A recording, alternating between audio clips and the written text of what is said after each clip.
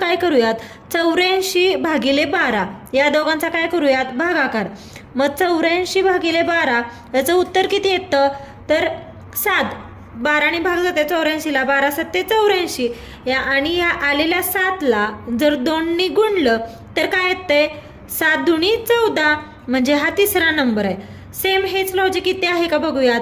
81 आणि 9चा सर्वप्रथम भागाकार करूयात. 81 भागिले 9 किती येतं, 9, आणि याला काय केलं, इथे 2 ने गुणलंय, इथे पण 2 ने गुणूया, म्हणजे 9 दुनी 18, तोच आहे हा पुढचा नंबर. सेम लॉजिक आपण ह्याच्यामध्ये करूयात.